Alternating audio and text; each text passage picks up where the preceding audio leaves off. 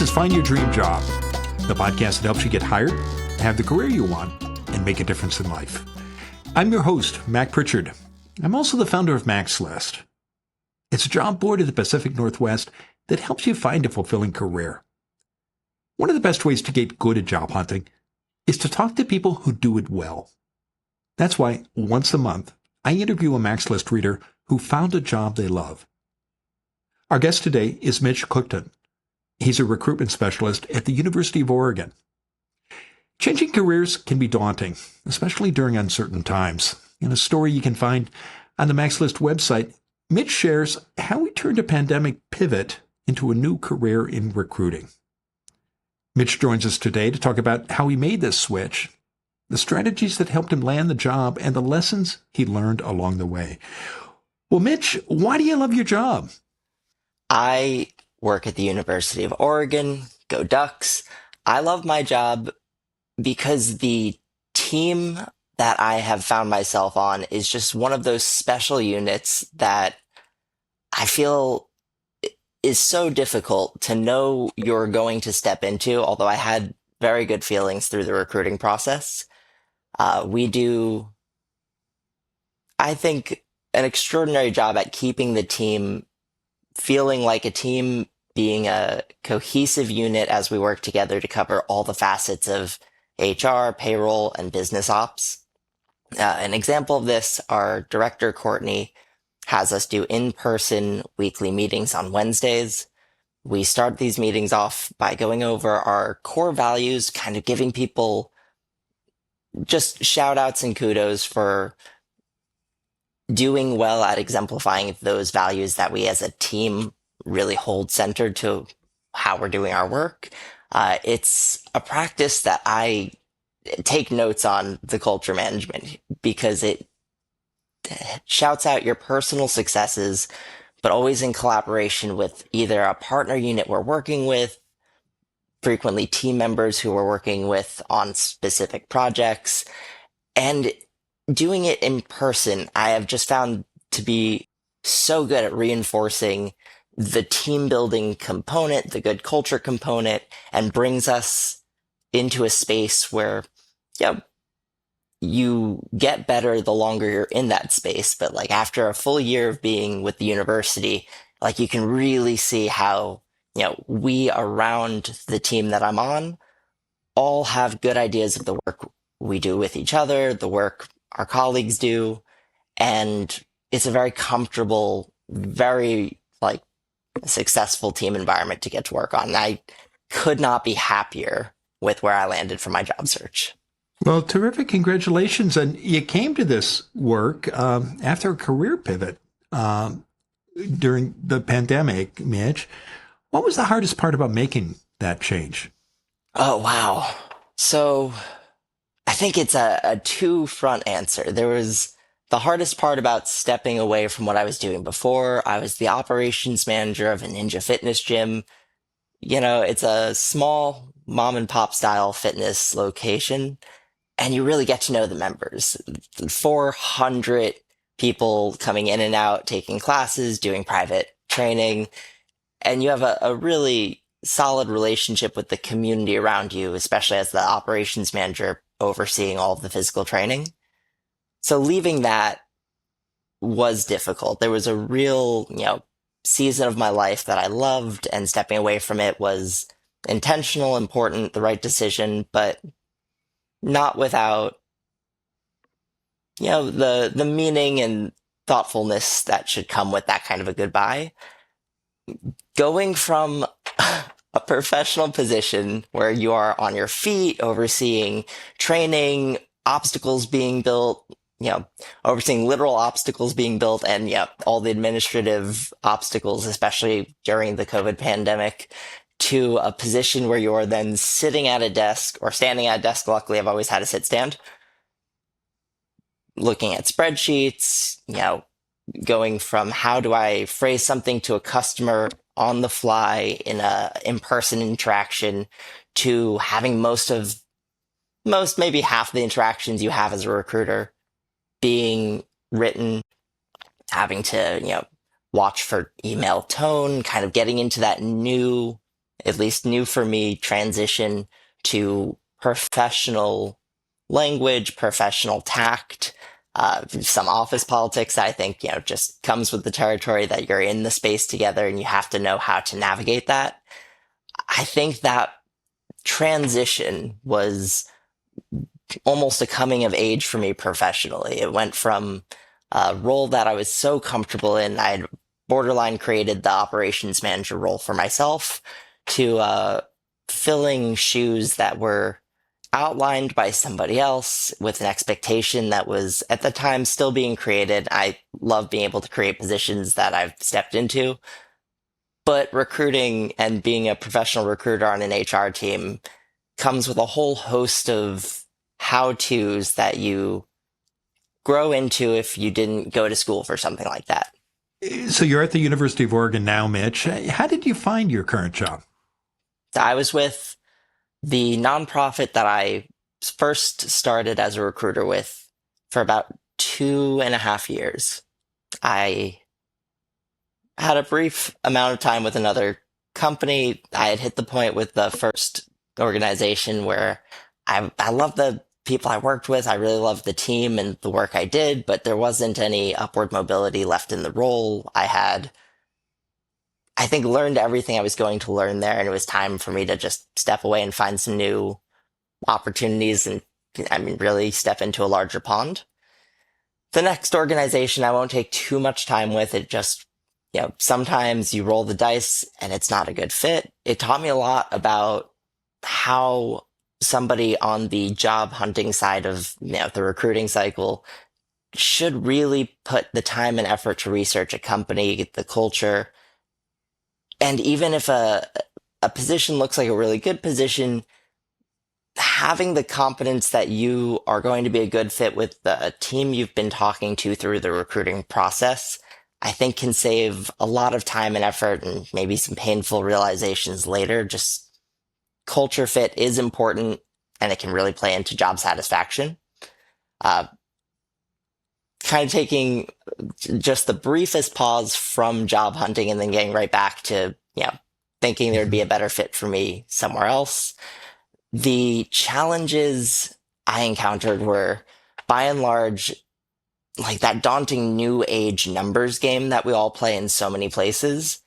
There's website after website, a LinkedIn, an Indeed, a Facebook Jobs, depending on what you're looking for, more specific ones, where you'll have a position posted. You can go and apply. Lots of them are set up for an easy application, and it makes the process super quick. But of course, the faster you can apply, the more applications you can send out. There are more of us on the planet now. It's just the industry, or at least the volume of applications has exploded. It has. And so you left the gym. You were at another organization where you were working in recruiting and you were ready for a change, and you were looking online and you saw those easy apply numbers. Why the University of Oregon, Mitch? And how did you learn about the position, and what worked for you when you were applying for that job? How did you beat those often intimidating figures that you can find online? Yeah, how to beat the intimidating figures. I think you look at it from the outside, see what works, do your homework, talk to experts. I will preach the gospel of Max List being such a good resource for anybody because, it's a field where, some of us are fortunate and we work in the field. So like we have that behind the curtain knowledge of what's going on. Yeah. And I know there are listeners and viewers who are eager to hear from behind the curtain. So talk about your experience both as a candidate when you applied to the University of Oregon, and let's also in a moment talk about your experience as a recruiter. But what worked for you when you were applying for that position at Oregon? All right. So the numbers game is an important kind of base level to remember. There are more applications going out now than ever. Refining your application for the company and position you are trying to land, super important. It is worth taking the time especially paying dividends in the interview process. If you took the time to sit down, read the position description, do the tailoring work for your resume and application materials yourself. I know AI is important to know how to use and super helpful, but really thinking about things, I don't think there's any substitute for it. Having done that work, if you get to the point where you're talking to a recruiter, you're in the interview, you've thought about it for longer, and that thought really shows in those conversations. I think can help anybody stand out at that phase to have done the work beforehand. Don't limit yourself. Be creative. Look at different positions in different industries. Look at your skill set. And in your resume, I'd say exemplify achievements that highlight, a robust set of skills for each achievement rather than just listing off what you have done. Being able to cite sources with real numbers, how many successes you've had, how many interactions you do, in X amount of time. All of that takes up slices of the pie chart that together comes into landing that job, catching a recruiter's eye, being that standout candidate. And I have one more thing. Don't limit yourself geographically. Working from home is great, but if you're really looking to move forward in your career, you might have a lot more success broadening a search horizon geographically, being willing to move. It's a huge, difficult step, but it opens so many opportunities. And when you talk about working not just remotely, but looking at hybrid positions too, which might require you to come into the office 2 or 3 days a week. Yes. Yeah. So tailor your resume, be selective, spend the time to learn about the position in the organization. That's great advice in your role as a recruiter. In your article for us, for Mac's List, you talked about your own search that brought you to the University of Oregon. And one of the things that you called out was the way you organized your search. Mitch, talk a bit about the tools you used and how they helped you when you were looking for the job you have now. Organization. I think it's one of the skills I learned as a recruiter. You have folder trees for everything, especially as you work in a more and more complicated organization. Doing the same level of professional work, but for yourself, showcases how well you can do the work if it is, helping you succeed. There's a reason we all have the skills we do, and they help so much with the jobs we take on. But organizing your resume as you tailor it for specific jobs, filing away the different types of positions you have applied with, the different companies you've applied with, keeping track of your applications manually, the Indeeds and LinkedIn's will help you do this as well, and just making sure you're aware of the data they're able to give you. It allows for a good reflective picture of what you're doing for yourself and what you're doing that's either working or not. If you can look at your search, see that you've sent out 100 applications and you haven't heard back, there's information there that is super valuable. And the way forward is always, learning, growing, implementing that new knowledge, and working on the tactics for your overall strategy. If you're not getting the callbacks from initial applications, look at your application material itself. It's a lot of work, but really sometimes tearing it all down and restarting from scratch might be the easiest way to do a revamp rather than taking something that you're finding doesn't work and hitting the details. If you're landing lots of phone calls and you're not moving into an interview, I lean so heavily on my friends at that point. Like, I know for me, I offer friends assistance with resumes, assistance with mock interviews. And when I was in the position where I needed that, I didn't hesitate to ask, just, have somebody do a Q&A. You can write the questions, you can have the internet tell you what's likely to be asked, but practicing that, and it continues forward at each point in the applicant and interview process. Figure out by tracking the information and keeping your notes organized per interaction set you have, what's working, what's not, and just keep building on what is working.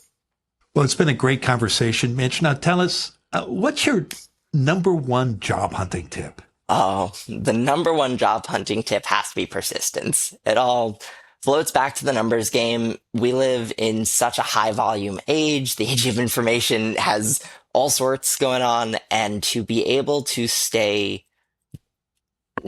stay dedicated to the project and task of finding that new job, have the fortitude internally to withstand a lot of rejection. I know it's difficult. I have been there, and you almost gamify it. If you know you're going to be rejected 90% of the time and you want to talk to 10 different companies, that's 100 applications out. Like I said, not limiting yourself geographically is how I ended up at the University of Oregon. I love Portland. It is so near and dear to my heart, but a really cool opportunity presented itself 2 hours down south. So, away I went. Didn't limit myself to just the Portland area. Didn't let all of the rejections that I encountered at different stages of the recruiting process with other companies slow me down. It was just, okay, well, this worked. Here's the next week's, 10 new postings for jobs that I'd be interested in. Onward. And just have that momentum, keep it going, do good self-care, stay positive, and just internal fortitude. You'll get through it. Well, thank you for sharing your story, Mitch. To learn more about Mitch's job search, visit maxlist.org/stories. And check out the MaxList website for dozens of other success stories. On the second Friday of every month, we add a new interview with the MaxList reader who has found a dream job. Go to maxlist.org/stories. In the meantime, thank you for listening to today's bonus episode of Find Your Dream Job. This show is produced by MaxList. Susan Thornton-Hoff schedules our guests and writes our newsletter. Lisa Kislin-Barry Anderson manages our social media and creates our transcripts. Our sound engineer and editor is Matt Biarillo, and our music is by Freddie Trujillo. This is Mac Pritchard. See you next week.